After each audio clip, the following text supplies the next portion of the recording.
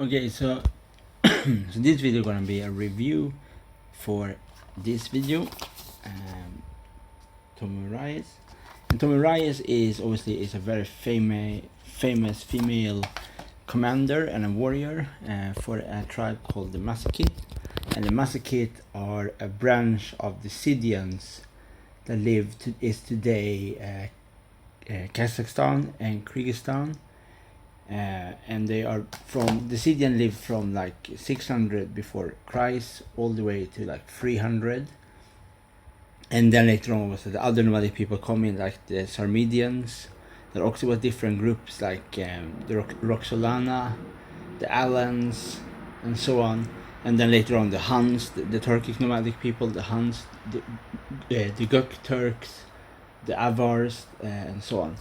But anyways, so Tomiris is famous because she unified the different Scythian tribes against the Persians, to defeat the Persians, specifically defeat Cyrus the Great. And so this movie is about that. It's about how before all of the Scythians fight each other because all of them want different landmass in the territory, and all of them have different tactics and want different thing because they are nomadic people. In that time was very like warlike because they want to protect their resources like their animals and so on, because all of their lives circularize their resources like the animals.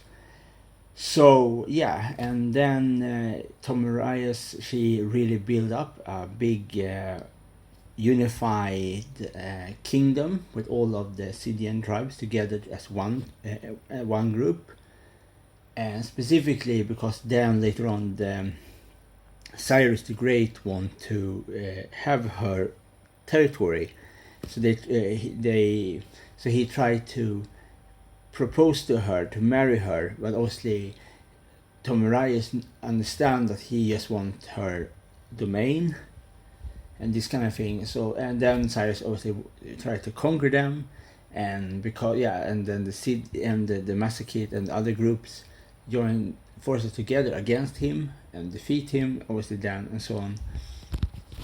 So the whole movie is about her life, about Tomiris' life from when she was young all the way to the end, and so on. So obviously I don't.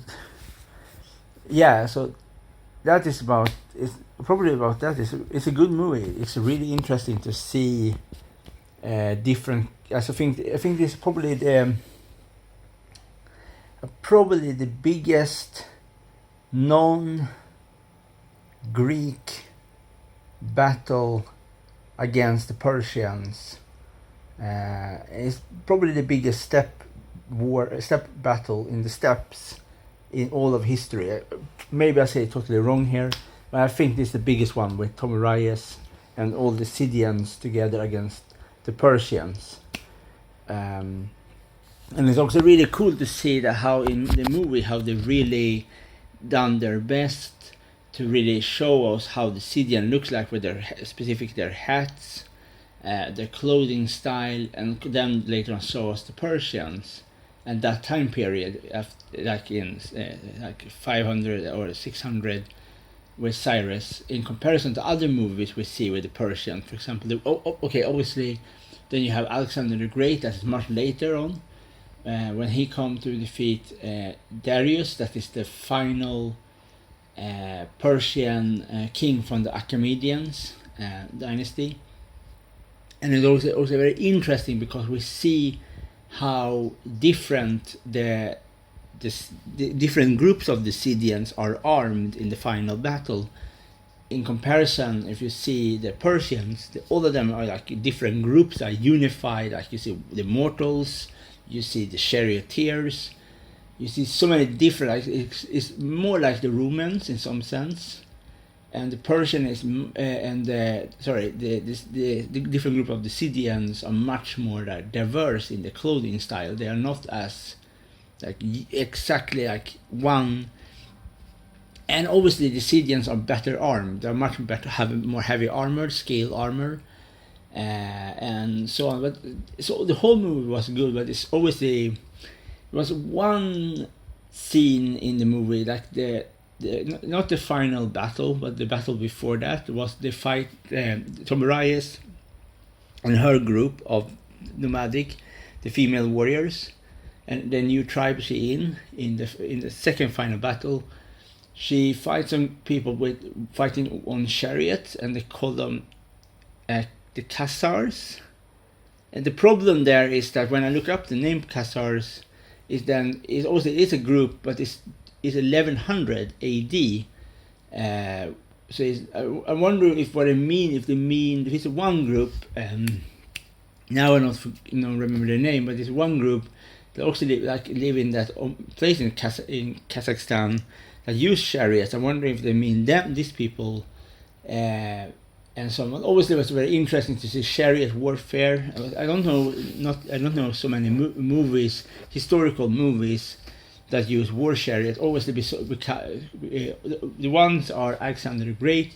They use war chariots in Battle of Gaugamela in that movie. There's not so many movies that use different kind of war chariots. It's very interesting to see specific war chariot against cavalry, so that was really, really cool to see how well they ride their horses. Like really, really good. Like it was probably the best movie with horse riding. But obviously, these people, they live on the horse and they ride every day. It's the most natural thing for them to ride a horse and all of these kind of things. So they're professional on horseback.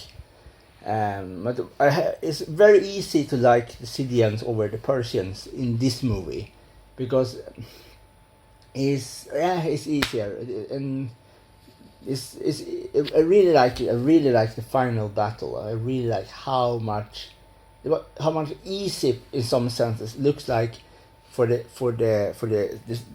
unified Scythians to defeat the Persians. Was really easy. Like they just ride around, shoot their bows, and like ride again, ride out, and so on, and all of these kind of things. So it was really cool. How it was like. Obviously, maybe I'm wrong here, but it looks like in this movie that the Scythians always dominate over the Persians in that fight. But obviously, I think it's because one thing is because the Persians fight in much more older fashioned style in their battle style against the Scythians. In comparison, Scythians fight a more newer style of fighting, and lots of people before the age of the gunpowder have no chance against nomadic people, especially in open field battle. For example, the Mongolians defeat almost all of the opponents, beside the Mamelukes. But the reason why the Mamelukes defeat the Mongols was because most of the Mamelukes, the slave soldier that joined the Egyptian, later on with own kingdom in Egypt or Syria, was themselves nomadic warriors. Like the Cumans and so on from today's Ukraine or Russia. So most of them have very much similarity battle tactics as the Mongols and so on. And obviously other people in India, when the Mongols come to India, they defeat lots of the Indians, but obviously then later on. So obviously if you have trained all your life on horseback, shooting bows, using mace, using axe, using spear, all of these different type of weapons, even crossbows, because we know that some warriors even use crossbows the same way they use composite bow on horseback. Even they shoot forward and they shoot the Parthian shot, and so on. So obviously lots of big empire was afraid of the nomadic warriors, even like the Persians, from the different time period in Persia. The Romans were afraid of the Parthians, the Huns, and before the Huns you have the Sarmatians. I think the difference with the Sarmatians, one group of Sarmatians, they use lance, like the Roxolana use lance, and the Huns was very famous to use lasso, and you also see lasso of the Scythians. and that is super cool to see. That scene, you see one of the warrior of the Scythian use a lasso and draw some portion off the chariot. But this, you see how much better it is to use horse, fight on one horse, and compared to fight on a chariot. How much easier to move around with the horse around the chariot, and so on. So it's cool. It's very cool to see a movie that is very much like they do their absolutely their best in this movie to really show how the Scythian lives. Like, I think it's probably one of the best movies with how you see a nomadic people live and how they plan. Lots of things you see. They're hunting. You see lots of different things in this movie. I think it's a good movie. If you like historical movies that like really show how really historical based, really show how it really was, and they even show when, for example, when they come to Babylon, I think it was very interesting how they show how much different way of life with the agemedian king, the cyres, and they're his people, and in comparison with the different groups of the Scythians live. Obviously, Tomiris come from the Massachite, one of the big tribes. So you can find obviously some similarity with, like, example, Genghis Khan's beginning, but it's more like unify her group, but not as much to conquer. And obviously they also say in the movie that when two of Cyrus diplomats want talk, they want to unify, connect them, their kingdom with the Persian kingdom, and all of these kind of things are really unify them. But obviously Cyrus lied to them because he just won't have power and this kind of thing. I think it's a good movie. It's a really good movie. I cannot find anything to complain on in this movie. I cannot, like, it's a movie that really done their work. Like, so here is the movie. And one thing I have to say: if you buy this movie, try to find this movie in their original language in Khazar, or because lots of movies, when I look in Amazon, lots of these movies was in German and other languages have nothing to do with this language the nomadic people talk in their places, in like Kazakhstan or Kyrgyzstan, these kind of places. So it's really hard to find this movie with this original language. And I know that the Scythians don't talk Kazakhs. I know the Scythians talk language that are more similar to Iranian, like Persian language. So the Scythians, the Sarmedians, are Iranian type of nomadic people. So they talk similar language as the Persian, then, but they have different culture because they live in nomadic way of life. But also it's also was different because different nomadic people from history live in different ways. For example, even Scythians live in some kind of towns, but still in nomadic way, but also in towns. In comparison to Mongolians, they live more like nomadic people in yurt, different telts, a big telt. But it's a nice movie. I hope they're gonna do a movie in the future with Crassus, when Crassus fight against the Parthians, like this kind of movie, but with Crassus versus the Parthians. If I really want to see a movie how the Parthian lives and their like way of living, the way of training for battle, and all this kind of thing. But I like when you have a movie about nomadic people is my favorite, my absolute favorite in this is when they show their how they train with their horses, like riding and all this kind of thing, because you really see how it's bring much more interesting to the movie when you see all of this, that you really see something, like they really bring up things in this movie that many people probably don't know about, if they not, like, for example, really like history about the war chariots, how, for example, how they make the compound bows, like recurve bows with like different part of animals, like sinew, like different things, like how it really make it. Because when I see this movie, I really want to see other movies with no more nomadic warriors, or people fight on horseback, even people fight on elephants.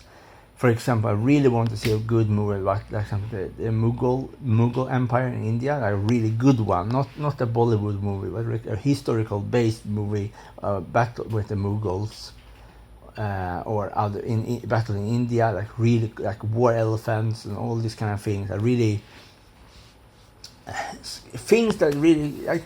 I think these kind of movies are really good because they don't leave anything out. They don't try to change things. They don't try to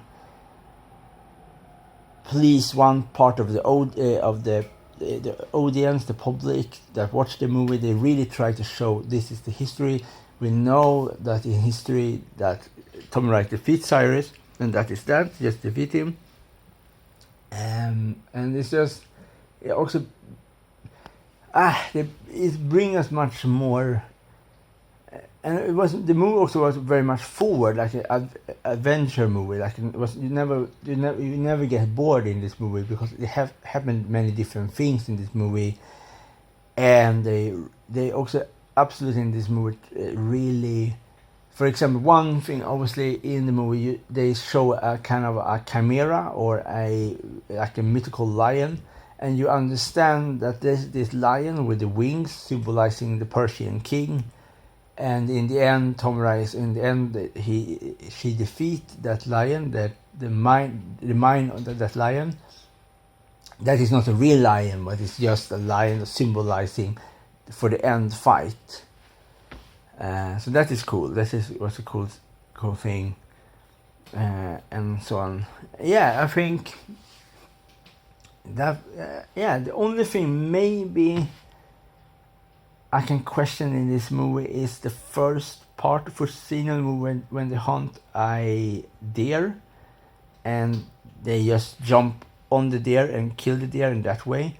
I think there should be more likely if they use a lasso to catch the deer and then kill it in the movie. I think that's maybe be more likely, or shoot it with a bow. With the arrow and this kind of thing. But all of the weapons are correct. They have the compass bow, the short sword, the spear, even the shields are correct. All of the weapons, all of them. The only thing, but every historical movie must fall in this trap. Is they have? I think all of, if I'm not missing. To think correct, probably all of the warriors some of them have helmets, but all of the main characters like Tomiris and her sons and her allies, all of the main ones, and Persian King Cyrus. You see, Cyrus have a helmet. Cyrus have a helmet, but all the other do not have a helmet of the main ones. But the minions, the warriors. They have helmets, so it's really cool, really cool to see how different type of shield, different types of weapon, the different Persian unions have in this movie. It's really cool. Like if you see like the movie Alexander the Great, or that is the two really historical based Persian armor in these two movies that I have seen. Is really cool. Like you can really see how much time they put in with their weapon. For example, you can see the axe, you can see sword, spear, compass, bow, And obviously they also, the only thing I miss, I think they don't show in this movie that the Obsidians use snake venom on the arrow tip. That was the only thing was not in the movie, I think. Maybe I missed that, but that was the only thing in this case. It's a good movie. If you like historical movie and you want to see something different that is not like, so I think not so mainstream, that absolutely I recommend this one. Okay, that is everything I really want to say. Okay, bye.